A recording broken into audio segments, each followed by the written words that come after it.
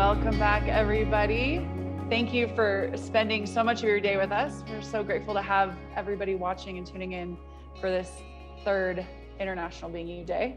I am joined today by Miss Heather Nichols yet again. We have RD Singh, and now I'm gonna do my best with your last name. Just watch me be me with this. Albufaraj. Is it kind of close? I did it.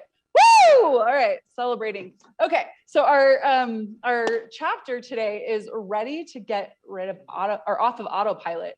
And so I know that so much of everything we're talking about today is how the autopilot of creating our lives keeps us from being us. And Access Consciousness invites us to know that any question actually is an algorithm interrupt to said autopilot. And so I would love to just kind of jump in with you guys about what gift starting to live your life from question looks like. RD, do you want to talk to me about that? What, living from the question? Yeah, like what did it look like for you to start using question to create?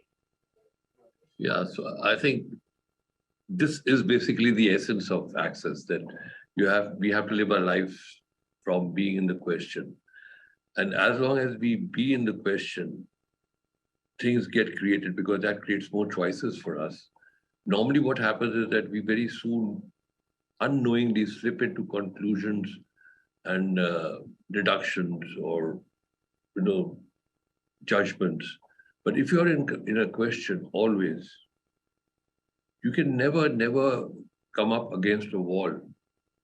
You will always find a way around it because you ask a question. So what will it take for me to create something greater? What will it take for the universe to contribute to me something greater? So it's always being in the question.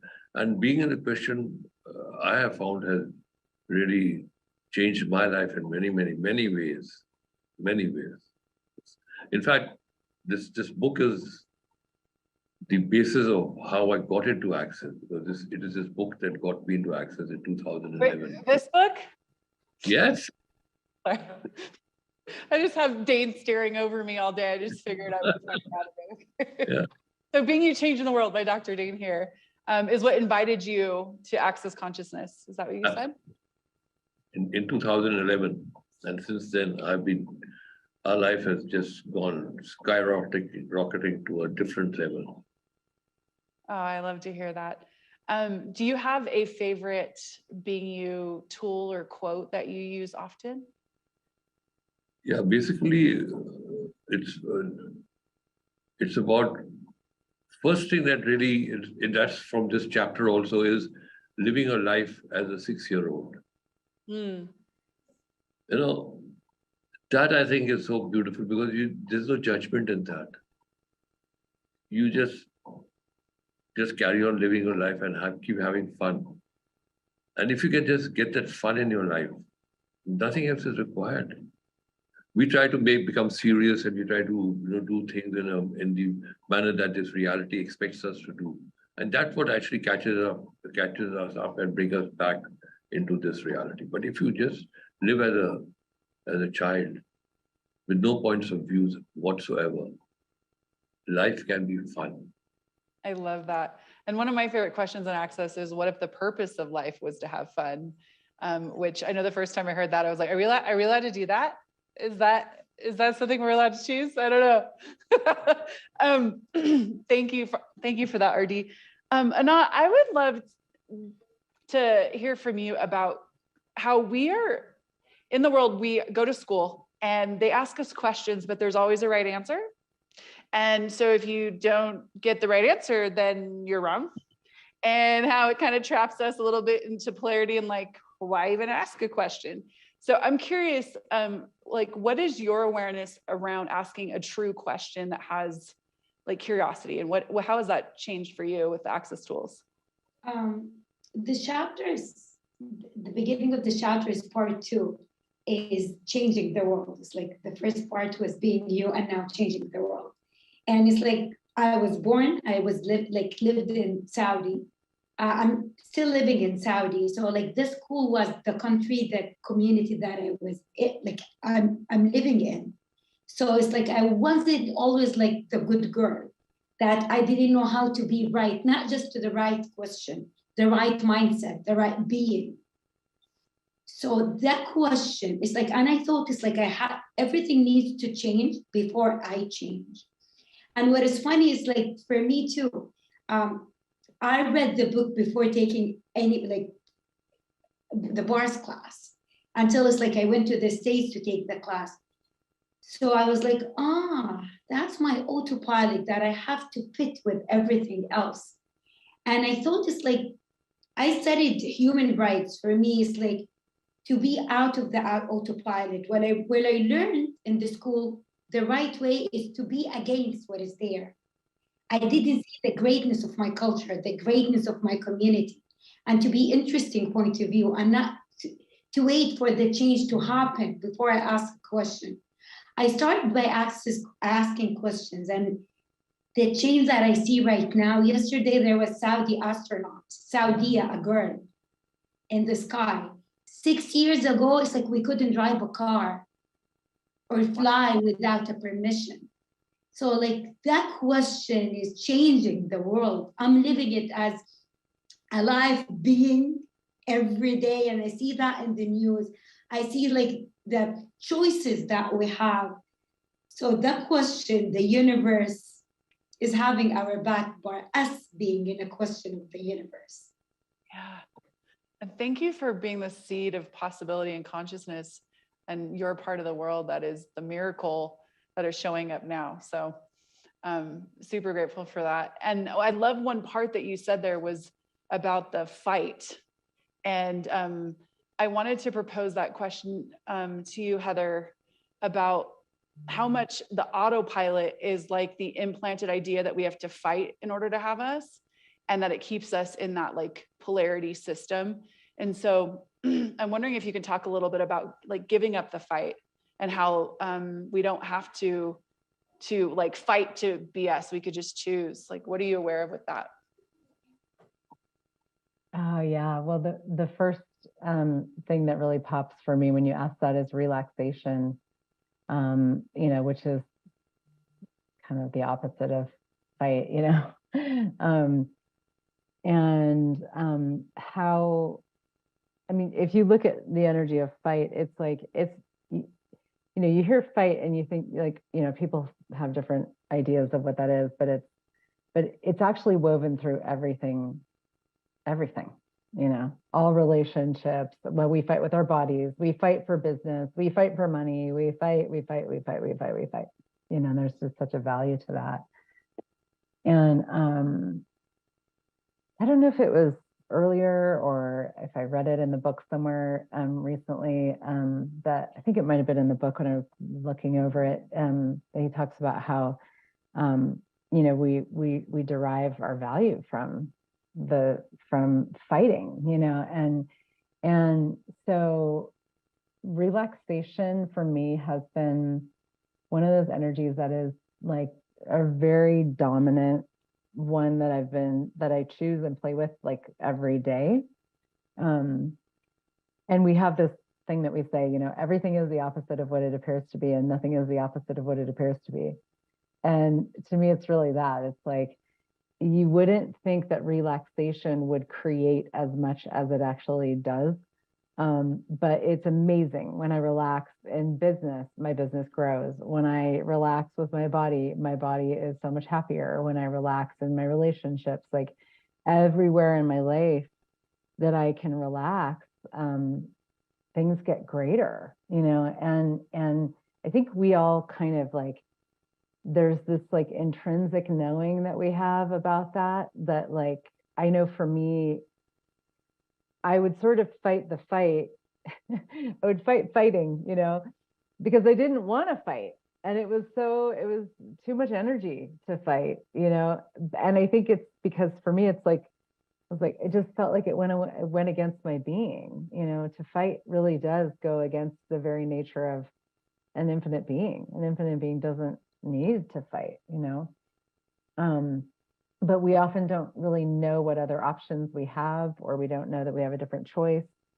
And so it just takes courage and choice to go, okay, I'm actually going to just try on a different way of being, that actually, like, that is about relaxation and having ease. You know, we have this amazing mantra, all of life comes to me with ease and joy and glory.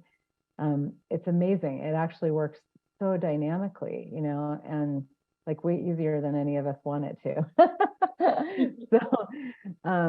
So to me, it's like there's a real choosing into those energies of ease and relaxation in every area, and just trusting ourselves. That's part of my journey every day, every day, every day, every day. And it's like RD said, like my life just has skyrocketed, you know, ever since I found Access Consciousness in 2010, and it continues to. And you know, one other thing I wanted to mention about that too is there's a beautiful quote from Gary Douglas where he says, "You can either be right or you can be free." You know, and to me that also has an energy of fighting. Like we fight to be right. You know, we fight to get it right. And or you can actually go, I don't need to be right. I don't need to get it right. I can actually be free. You know, you guys kind of talked about that on the last segment too. That allows you to really have that relaxation. Yeah. Well, I know for so long for me, I literally thought fight and me were one. Like I am the fight. I bring the fight. If you need a fight, you call me and I will fight for you. And so it was like the job I gave myself, whether that be like when I was a young girl, because I was always taller than everybody, they would call me in to go like fight the bully for them. Or my kids were being bullied at some point, and I was like, I will fight that teacher or that bully for you. It was always so synonymous with who I thought I was. And it was the right good thing about me too. And so starting to pull that apart was truly like, who will I be and what will I be? And will I have any value whatsoever if I'm not fighting something? And so the other awareness is like where we fight us, you know, where we're constantly fighting possibilities, and we say we desire ease, but we're not really willing to choose it because we have so much fight that keeps us from it. And so with that, because I love that you brought the mantra, all of life comes to me with ease, joy, and glory. And RD, I'd love if you would share a little bit about that for those who've never heard of the mantra. Like, what gift has it been for you, and what does it look like to choose ease rather than needing things to be easy? Yeah. So all of life comes to us with ease, joy, and glory. This, I think, is a thing that actually is the essence of what brings about massive changes in our lives. Because we are not only looking for the good to come. We are not looking at being selective in what shows up in our life. We are open to receiving everything, the good, the bad, and the ugly, and it always comes to you with ease. And one of the beauties about Access is that all the processes, all the procedures, everything that we've got is to make it come with ease. You don't have to struggle, you don't have to work hard. It is just come to you with ease. And therefore, what I've been experiencing is that if you just allow things to show up in your life, without trying to fight for it or trying to defend it or trying to be anything, your life just changes magically with ease and joy. And of course, there's a difference between easy and ease. And most people like to have life easy where they don't change anything. But coming with ease is like what Heather mentioned, relaxation. You only relax, things happen with ease. But we want to struggle, we want to work hard, we want to fight, we want to outcreate the other person.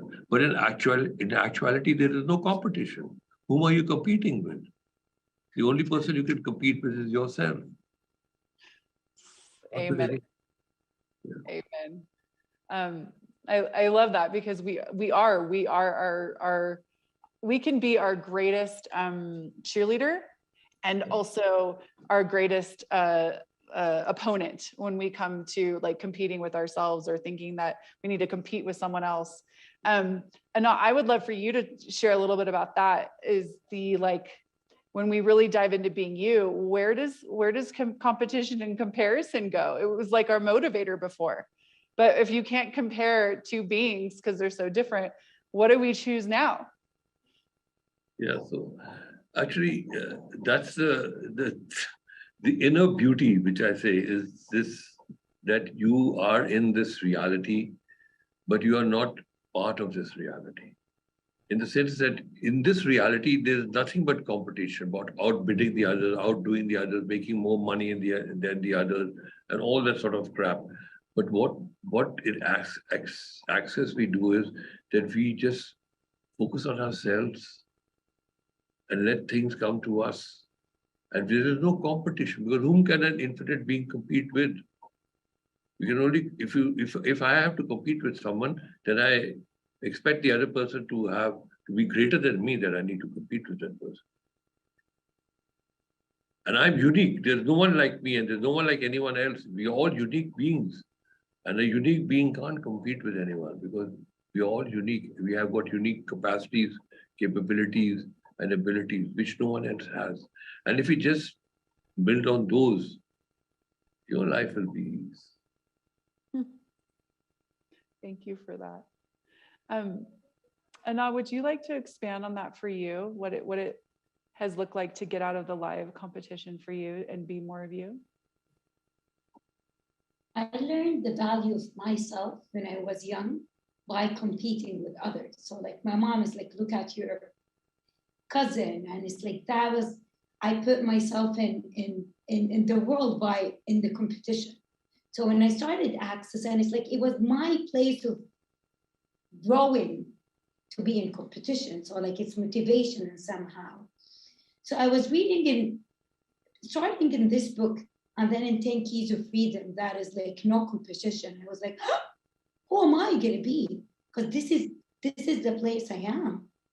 And it was like the first, like I was introduced, just like you can only outcreate others, and ask what is my reality and where can I find it? That question by itself is just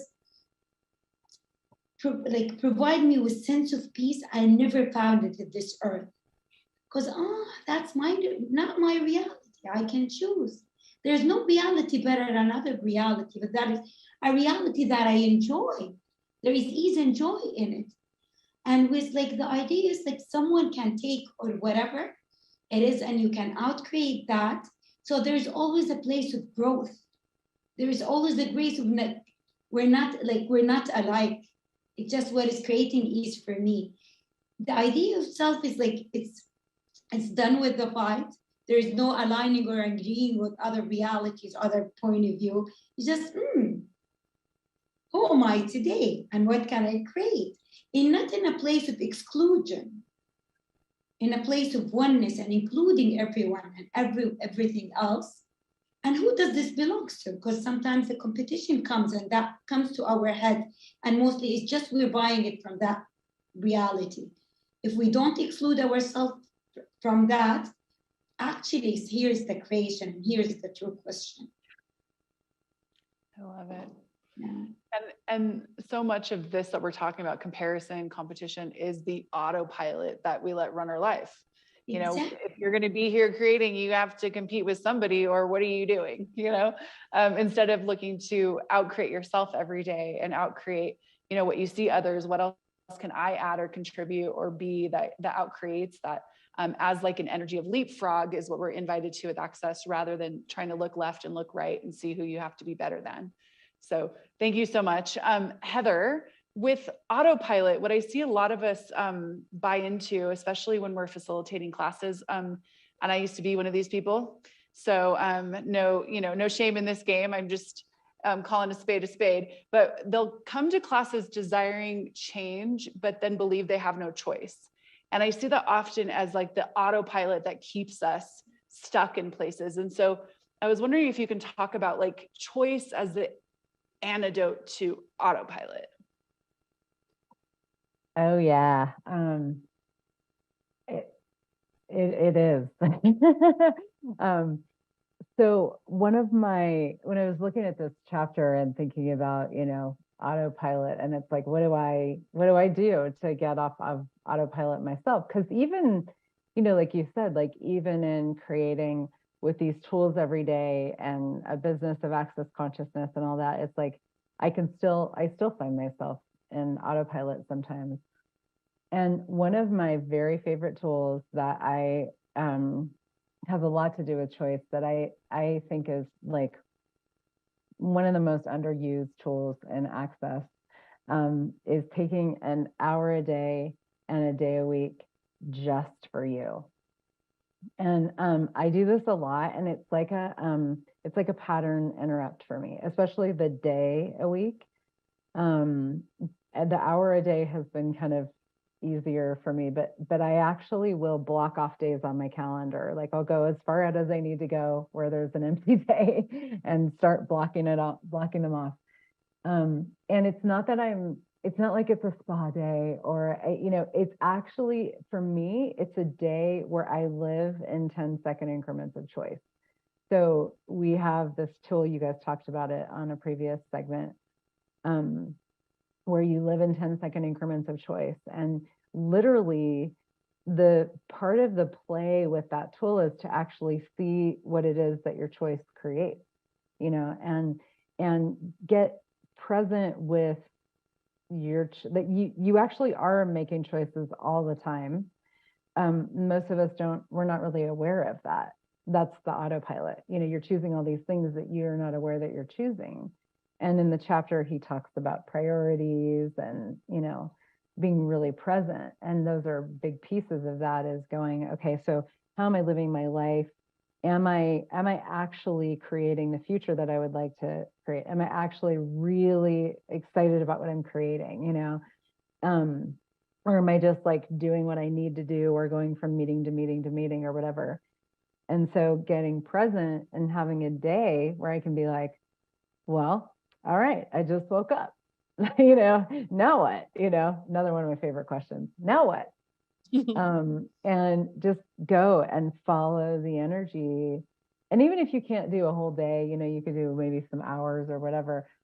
But it's so cool because I really challenge myself in those days to be super present with me and super present with the future that I would like to create. So really aware, like playing with the energies of that, like being like inspiring myself. Okay, what is the future that I really want to see, that I really want to create, that I really want to live, that I want to have as a world and a planet, and am I feeding that with my actions every day? And if I'm not, then what do I need to change? What direction do I need to change, or what new choices can I make? And in those days that I really do gift, like I would say they're very much a gift from me to me, there's always so much that gets created. And it's not that like I said, it's not like a day off, I'll work, I'll create, I'll write, but it's like, there's this energy of like, if I was really engaged with new, more, different, future, yes, let's go, what would that look like today? And so yeah, I highly recommend using that tool. Like I said, I don't know that many people that actually do, but it's been such a gift for me to like, and I try to do it at once a week. I don't always, do a day every week, but I also know when I need it, like when it's time to just like have a day.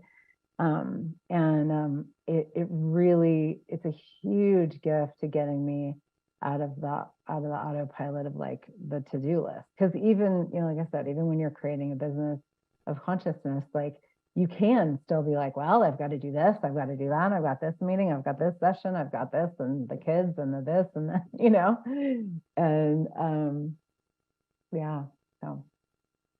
Well, it's also the value we've put on the scheduling, the planning, the hours in the week, how many work days there are and how many off days there are, and how that scheduling and interact with time in our lives keeps us on the autopilot. You know, when do you have time to schedule this? And what you're talking about is interrupting that and making a choice that interrupts that autopilot. Prioritizing it. Oh, go ahead. Did you have more to add, Viv? No, I just was saying prioritizing it. Yeah. You know, because whatever, one more quick thing about that. Yeah. Whatever your priorities have been, that's like what your life is right now will show you what your priorities have been. So then you know if you want to change them. So cool. Yeah. What are we prioritizing, and how much are we prioritizing these like standards and judgment and, you know, all the limitations rather than like the possibilities, the magic and the miracles, and being us to create whatever it is, like you said, the future we'd like to have. We're starting to wrap up here, but I wanted to toss to RD and Ana.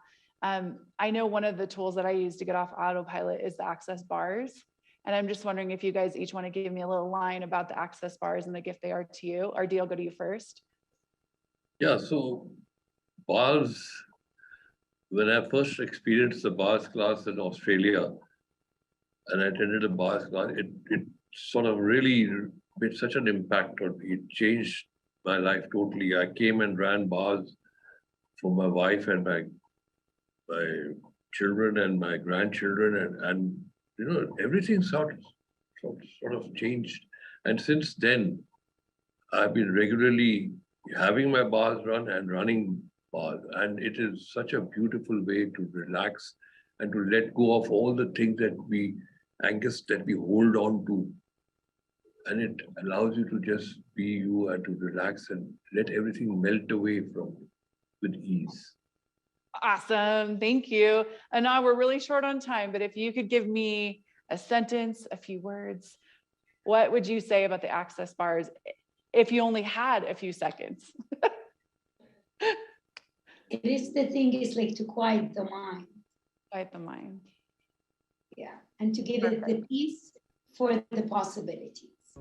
Amazing. Thank you so much. Thank you, all of you. You guys are wonderful and so brilliant, and I'm so grateful.